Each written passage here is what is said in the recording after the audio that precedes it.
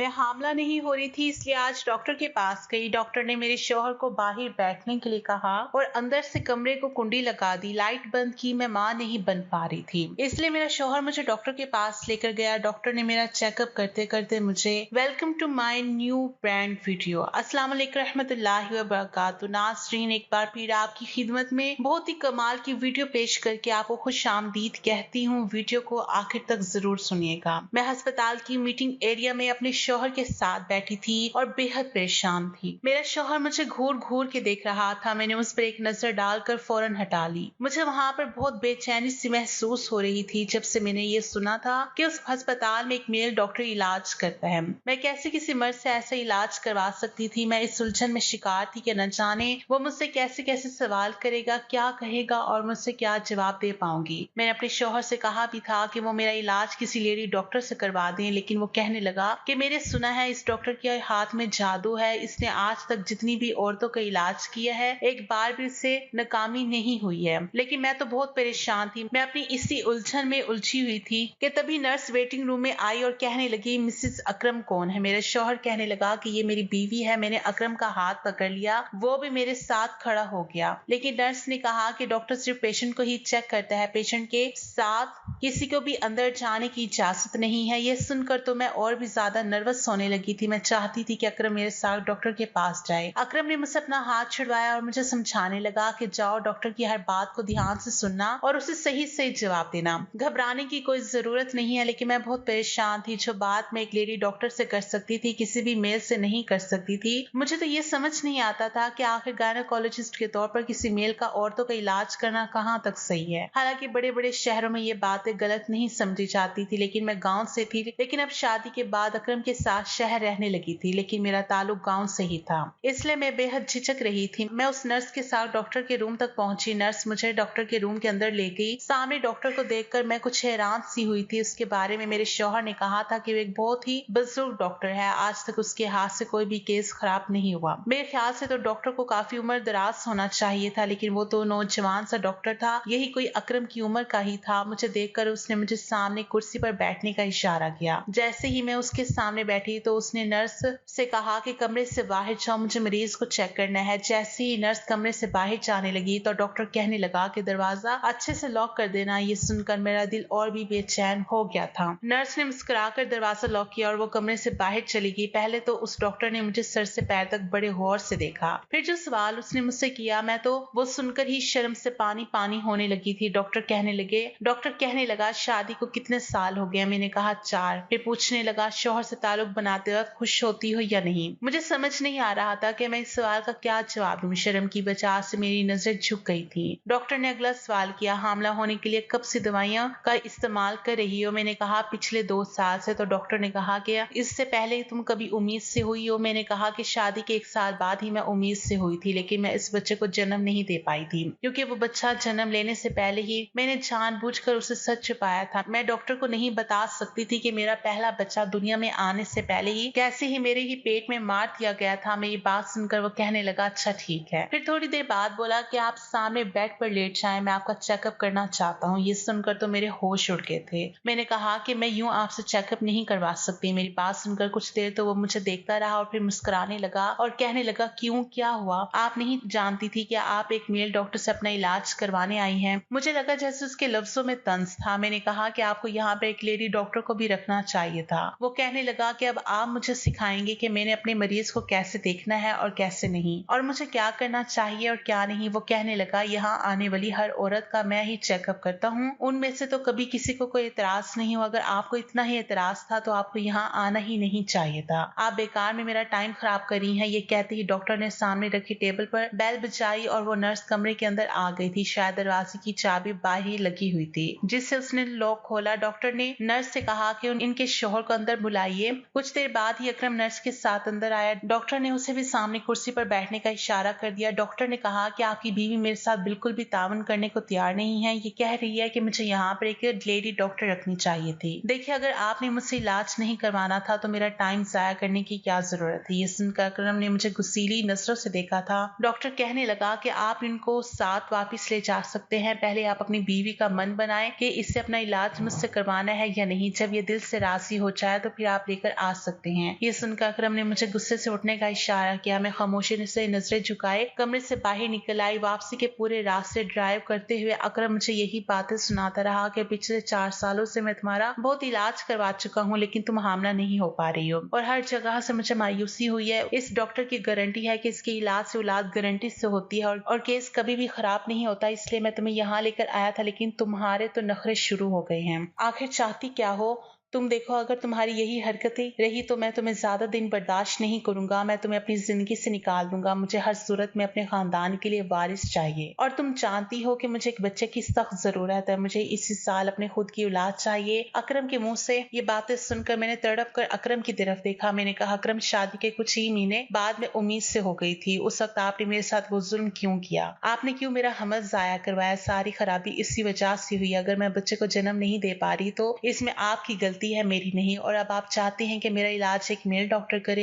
मैं तो आज गुस्से से जैसे फट पड़ी थी। मैंने अकरम से साफ कह दिया था कि मुझे ऐसा इलाज किसी भी मेल डॉक्टर से नहीं करवाना। मेरी बात सुनकर अकरम ने गाड़ी की स्पीड बहुत ज्यादा बढ़ा दी। मेरा दिल पहले से ही डरा हुआ था। मैं जानती थी कि वो गुस्से में ऐसा कर रहा है, इसलिए मैं खामोश हो गई और खिड़की से बाहर देखने लगी। मुझे डर भी लग रहा था क्योंकि वो बहुत तेज गाड़ी चला रहा था, लेकिन अगर मैं उससे कहती कि मैं डर रही हूँ तो वो गाड़ी की स्पीड स्लो कर ले तो वो और भी ज्यादा बढ़ा देता। वह ऐसा ही था, जज्बाती। इन 4 सालों में मैं उसे अच्छी तरह से जान गई थी कि मेरा किसी बात पर एतराज उठाना अकरम को गुस्सा दिला देता है और गुस्से में वो पागल हो जाता है और फिर उसे कुछ भी नजर नहीं आता। और मैं अकरम का गुस्सा सहने के लिए मौजूद थी। इसके अलावा मेरे पास कोई दूसरा रास्ता नहीं था। मैं बहुत ही गरीब खानदान से थी। वैसे तो मैं अपने माँ बाप की इकलौती औलाद थी, लेकिन इकलौते बच्चे का जो लाड प्यार होता है वो मुझे नहीं मिला था। लाड प्यार भी बच्चों को तभी मिलता है जब घर में खुशहाली होती है। हमारे घर में तो मैंने हमेशा गरीबी ही देखी थी। जब मैं बहुत छोटी थी तो पापा का एक्सीडेंट हुआ था और उनकी दोनों टांगे उस एक्सीडेंट में चली गई थी। तब से मेरी माँ दूसरों के घरों में काम करती थी और तभी घर में चूल्हा जलता था। पापा के अंदर जिंदगी जीने की उमंग खत्म हो चुकी थी। वो चारपाई पर पड़े अंदर ही अंदर घूरते रहते थे। और जब मैं 15 साल की हुई थी तो पापा इस दुनिया को अलविदा कह चुके थे। मेरी माँ तो पहले ही काम करती थी। अब्बा के जाने के बाद तो उन्होंने वैसे ही काम करना था क्योंकि कमाने वाला कोई नहीं था और कमा कर मुझे पाल रही थी। 5वीं क्लास के बाद ही मैंने पढ़ाई छोड़ दी थी। मुझे पढ़ाई में कोई दिलचस्पी नहीं थी। हालांकि मेरी माँ ने एड़ी चोटी का जोर लगा दिया था कि मैं पढ़ लिख कर अपने पैरों पर खड़ी हो जाऊं, लेकिन मेरा मन पढ़ाई में बिल्कुल भी नहीं लगता था। घर अपना था इसलिए इतनी ज्यादा दिक्कत नहीं होती थी। अम्मी को जो भी पैसे मिलते थे जैसे तैसे करके वो मेरी फीस भी भर देती थी और आगे भी मुझे पढ़ाना चाहती थी। वो मुझे समझाती कि पढ़ाई के बिना जिंदगी कुछ भी नहीं है। माँ ने कहा कि मेरी तो जैसे तैसे जिंदगी कट गई है, लेकिन मैं तुम्हें खुशहाल जिंदगी देना चाहती हूँ। पढ़ लिख जाओगी तो अपने पैरों पर खड़ी हो जाओगी और किसी के मोहताज नहीं रहोगी। लेकिन मैंने कभी भी पढ़ाई में दिल नहीं लगाया। माँ के काम पर जाने के बाद मैं अपनी सहेलियों के साथ घूमने फिरने निकल जाया करती। अब माँ ने मुझे पढ़ाई के लिए परेशान करना बंद कर दिया क्योंकि वो भी समझ चुकी थी कि अब मैं पढ़ाई नहीं करूंगी। अब जिंदगी यूं ही गुजरने लगी और मैं 20 साल की हो चुकी थी। अम्मी की एक सहेली थी जब शादी के बाद शहर में रहने लगी थी। अम्मी की सहेली का मायके हमारे ही गाँव में था। एक बार जब अपने मायके आई तो अम्मी से भी मिलने आई और वो अपने इकलौते बेटे अकरम के लिए मुझे पसंद कर गई। हालांकि मेरी माँ ने उसे कह दिया था कि मेरे पास देने के लिए कुछ भी नहीं है, लेकिन अम्मी की सहेली को मैं बहुत पसंद आ गई थी और वो वैसे भी अम्मी का बोझ भी हल्का करना चाहती थी क्योंकि अम्मी अब बीमार रहने लगी थी। इसलिए अपने बेटे अकरम के साथ मेरी शादी कर दी। मेरी अकरम की शादी को 5 महीने ही हुए थे कि मेरी माँ इस दुनिया से चली गई। मैं ख्यालों की दुनिया में एकदम से चौंक कर निकली थी क्योंकि गाड़ी घर के सामने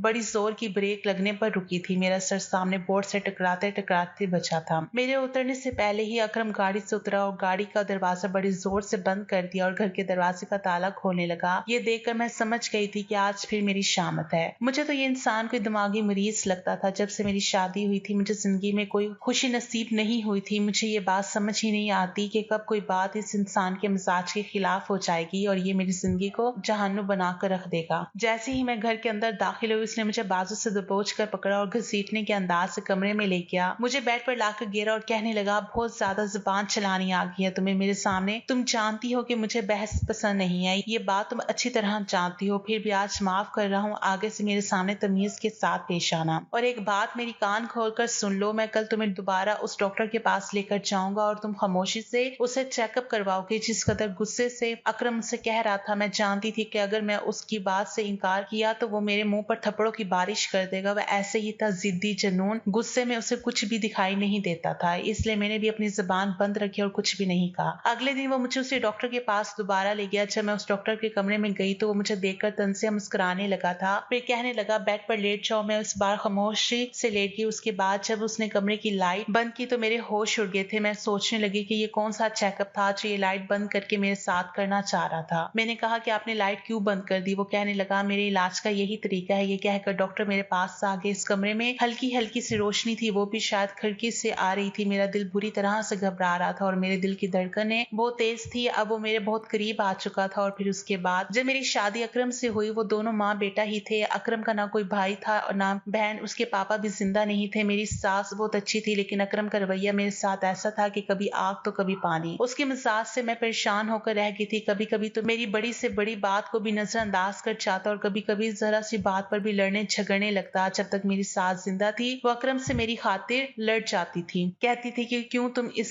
बेचारी के पीछे पड़े रहते हो, वो तो तुम्हारे सामने उफ भी नहीं करती। खुद में थोड़ा बदलाव लाओ। अब तुम शादीशुदा हो, हर वक्त का गुस्सा और झगड़ा अच्छी बात नहीं होती। शादी को 1 महीना गुजरा था और 1 महीने में ही मैं अकरम से तंग आ चुकी थी। उस 1 महीने के अरसे में कई बार मैंने गिनती करते करते रोते हुए अकरम को मनाया था। अगर वो किसी बात पर नाराज हो जाता और जब तक मैं उसके सामने रोते हुए हाथ जोड़कर माफिया नहीं मांगती वो बिल्कुल भी नहीं मानता था। 1-2 बार वो मुझ पर हाथ भी उठा चुका था। छोटी छोटी बातों पर ही वो इतना ज्यादा गुस्सा हो जाता था कि मेरे ऊपर हाथ उठा देता था। कभी कहता कि तुम शर्ट को सही तरीके से प्रेस नहीं करती हो, कभी कहता कि तुम चाय अच्छी नहीं बनाती हो। हालांकि मैं अपनी तरफ से पूरी कोशिश करती थी कि जैसा उसे पसंद है मैं वैसे ही काम करूं, लेकिन वो किसी तरह से भी राजी नहीं होता था। शादी के कुछ महीने बाद ही जब मैं पहली बार उम्मीद से हुई तो जो हाल मेरा अकरम ने किया था, सुनने वालों की शायद रूह कांप उठे। इन दिनों जब मैं उम्मीद से हुई तो मेरी तबीयत सुस्त थी, इसलिए मेरी सास मुझे करीबी क्लिनिक पर ले गई। डॉक्टर ने मेरे 1-2 टेस्ट करवाए और ये खुशखबरी सुना दी कि मैं उम्मीद से हूँ। मैं भी ये खबर सुनकर बहुत खुश हो गई थी कि हो सकता है कि जब ये खबर अकरम को मालूम होगी तो वो सुधर जाएगा और मेरा ख्याल रखने लगेगा। लेकिन ये मेरी एक गलत फहमी थी। जैसे ही मेरी सास ने अकरम को ये खबर सुनाई तो एकदम ही वो गुमसुम सा हो गया था और आंखें गुस्से से लाल होने लगी। मुझे लगता था जैसे वो अपने आप में गुस्सा बर्दाश्त कर रहा है, दिल ही दिल में गुस्से को पी रहा है। ये देखकर मैं बुरी तरह से डर गई थी। मुझे समझ नहीं आ रहा था कि उसे ये खबर सुनकर गुस्सा क्यों आया है। ये तो खुशी की बात थी। रात को जब मैं कमरे में आई तो वो बहुत सिगरेट पी रहा था। पूरा कमरा धुएं से भरा पड़ा था। जब मैंने साइड टेबल पर देखा तो सिगरेट के बुझे हुए टुकड़ों से भरी पड़ी थी। मुझे कमरे में आते हुए देखा तो कहने लगा कि हमारी शादी को अभी कुछ ही महीने हुए हैं और तुम्हें बच्चा पैदा करना है। गांव की जाहिल औरत, कुछ तो जिंदगी एंजॉय करने का तरीका सीखो। अभी से बच्चों की जिम्मेदारी में मुझे नहीं पड़ना।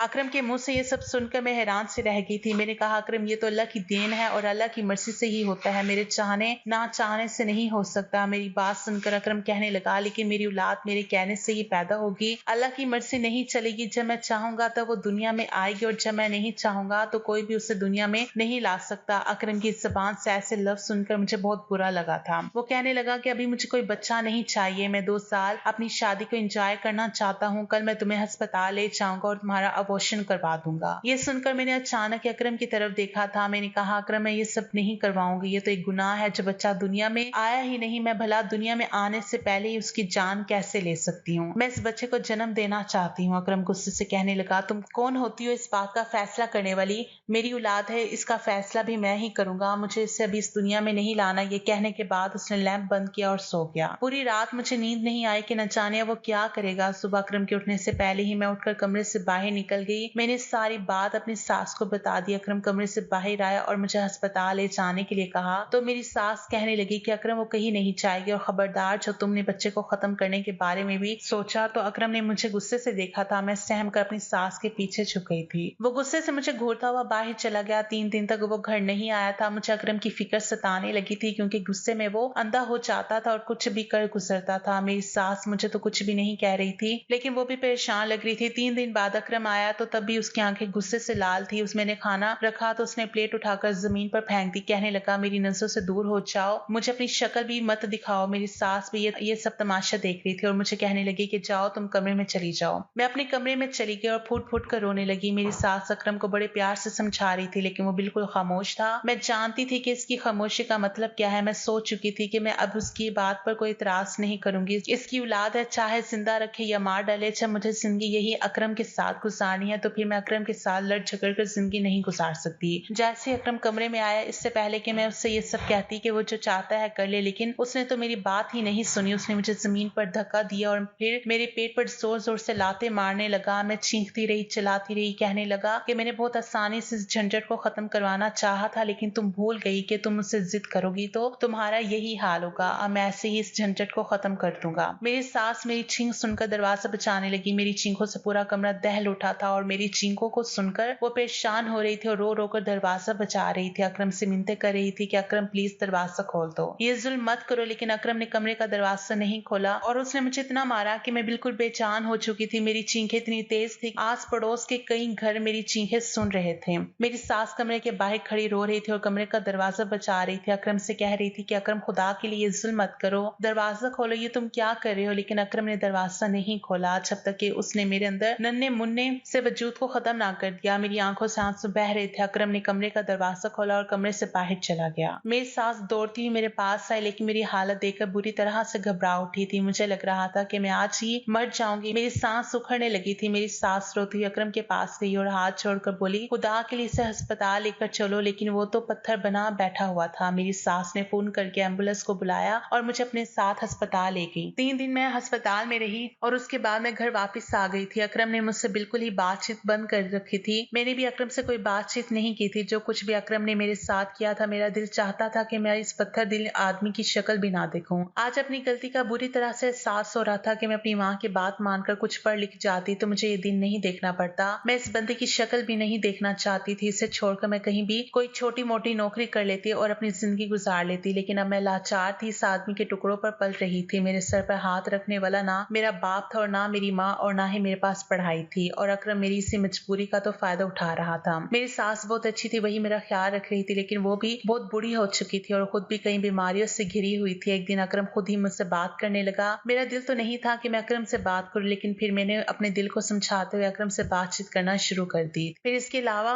दूसरा रास्ता भी नहीं था, या तो अकरम के साथ जिंदगी गुजारती या फिर वापस अपने मायके चली जाती, और मायके में मेरा कोई ठिकाना नहीं था। इससे दिल पर पत्थर रखकर मैंने अकरम से बातचीत करना शुरू कर दी और जो कुछ हो चुका था और जो मैं खो चुकी थी वो मुझे वापस नहीं मिल सकता था। एक साल तक अकरम मुझे ना जाने कौन कौन सी मेडिसिन खिलाता रहा क्योंकि उसे बच्चा नहीं चाहिए था। इसी दौरान मेरी सास भी इस दुनिया से चली गई। उनके जाने से तो मुझे लगा जैसे मैं बिल्कुल अकेली हो चुकी हूँ। वो थी तो मेरी फिर भी हिम्मत बनती रहती थी, और अकरम तो ऐसा था जैसे कि आजाद हो चुका था, क्योंकि शायद पहले माँ के सामने कुछ नरमी से बात कर लेता था, लेकिन अब तो उसे खुली छूट मिल गई थी। अब तो आए रोज मुझ पर हाथ उठाता था, कभी चिल्लाता या कभी बर्तन तोड़ देता। फिर एक दिन मुझसे कहने लगा कि अब मुझे बच्चा चाहिए। ये सुनकर मेरा दिल दुखी हो चुका था। मेरे अंदर से ये ख्वाहिश ही खत्म हो चुकी थी कि मैं कभी माँ बनूं। जब अकरम ने कहा कि मुझे बच्चा चाहिए तो फिर उसने मुझे दवाइयाँ खिलाना छोड़ दी थी, लेकिन फिर भी मैं उम्मीद से नहीं हुई थी। 1 साल और गुजर चुका था। फिर अकरम मुझे एक लेडी डॉक्टर के पास लेकर गया। डॉक्टर ने कहा कि तुम्हारी पहली प्रेगनेंसी में तुम्हारे साथ कुछ ऐसी प्रॉब्लम हुई है जिसकी वजह से तुम कभी माँ नहीं बन सकोगी। मेरे शौहर ने मेरे साथ जो जुल्म और ज्यादती की थी, शायद इस वजह से खुदा ने ये खुशी मुझसे छीन ली थी। और फिर मुझ पर यह राज भी खुल गया कि अकरम को औलाद क्यों चाहिए। असल में मेरी सास अपनी सारी जायदाद अकरम के बजाय अपने पोते या पोती के नाम कर गई थी, इसलिए अकरम को जो भी औलाद होगी वही सारी जायदाद के असली हकदार होगी। जब तक अकरम की कोई औलाद नहीं हो जाती, जब तक सारी जायदाद सरकार के कब्जे में रहती और अकरम को सिर्फ लिमिटेड खर्च दिया जाता। ये बात भी गुस्से में एक दिन अकरम ने मुझसे लड़ते लड़ते कह दी थी, और मैं समझ गई थी कि उसे औलाद से कोई दिलचस्पी नहीं है, उसे तो सिर्फ जायदाद चाहिए थी जो उसकी माँ ने अकरम के आने वाली औलाद के नाम की थी। और फिर उस डॉक्टर के बारे में अकरम को मालूम हुआ तो मुझे वो उसके पास ले गया। डॉक्टर अंधेरे कमरे में जब मेरे पास आया और उसने मुझे एक इंजेक्शन लगाया जिससे मैं बेहोश हो चुकी थी। मैं नहीं जानती थी मैं कितने दिन तक बेहोश रही, लेकिन जब मुझे होश आया तो मैं उस अस्पताल के एक प्राइवेट रूम में थी। मेरे हाथ पर ड्रिप लगी हुई थी। मुझे अपना जिस्म बहुत बेजान सा महसूस हो रहा था, लेकिन मुझे कुछ भी याद ना था। कुछ देर बाद वही डॉक्टर कमरे में आकर फोन पर किसी से बात कर रहा था। कह रहा था कि जी हाँ, सब काम ठीक ठीक हो चुके हैं। अरे आपकी बीवी उम्मीद से है और 9 महीने बाद एक बच्चे को जन्म भी देगी। ये सुनकर तो मेरा दिमाग चकरा कर रह गया था। आखिर मैं कब से इस अस्पताल में थी और कब से मैं बेहोश थी और मेरे साथ आखिर क्या हुआ था। मुझे तो कुछ भी याद नहीं आ रहा था कि आखिर मेरे साथ क्या हुआ था कि मैं बेहोशी की हालत में उम्मीद से भी हो चुकी थी। के बाद एक सवाल मेरे दिमाग में घूमने लगे थे। उस डॉक्टर ने जब मुझे होश में देखा तो मुस्कुराने लगा, कहने लगा अब आपको कैसा महसूस हो रहा है, ठीक तो है ना आप। मैंने उसे गुस्से से देखा था। मैंने कहा अभी आपने किसके बारे में बात की है, कौन उम्मीद से हो चुकी है। डॉक्टर मेरी बात सुनकर मुस्कुराने लगा, कहने लगा कि आपका ही तो इलाज कर रहा था, आपके शौहर की इजाजत से मैंने आपका इलाज किया है। मैंने कहा मैं कब से बेहोश हूँ, क्या किया गया है मेरे साथ बताइए, क्योंकि मुझे तो लेडी डॉक्टर जवाब दे चुकी थी कि मैं कभी भी माँ नहीं बन सकती। वो कहने लगा आप सिर्फ 3 दिन से बेहोश है, हमने आपका ये अंदरूनी इलाज किया है, आपके शौहर को इलाज चाहिए थी और वो एक नेचुरल तरीके से होना मुश्किल लग रही थी, इसलिए सब किया और वो हो गया जो आपका शौहर चाहता था। ये सुनकर मेरी आंखों से आंसू बहने लगे थे। ये कैसे अंधेरी नगरी थी, मुझे अकरम से अब नफरत सी महसूस होने लगी थी। वो अपनी बात मनवाने के लिए किस हद तक जा सकता था, मुझे इस बात का अंदाजा नहीं था, लेकिन उसके बाद जो कुछ हुआ मैं हैरान हो गई थी। 9 महीने के बाद मैंने एक बेटे को जन्म दिया। जिस दिन मेरा बेटा पैदा हुआ उस दिन अकरम अपने ऑफिस में था। जब फोन पर डॉक्टर ने उसे ये खबर सुनाई तो वो तेज रफ्तार से ड्राइव करते हुए अस्पताल पहुंच रहा था कि रास्ते में ही उसका एक्सीडेंट हो गया। उस बच्चे को 1 मिनट देखना भी उसके नसीब में नहीं था, वो उस वक्त मर चुका था। मुझे उसके मर जाने का कोई अफसोस ना था। अकरम जिस तरह की बातें करता था, यानी खुद को खुदा से भी ऊपर समझने लगा था, तो खुदा को ऐसे लोग बिल्कुल भी पसंद नहीं, क्योंकि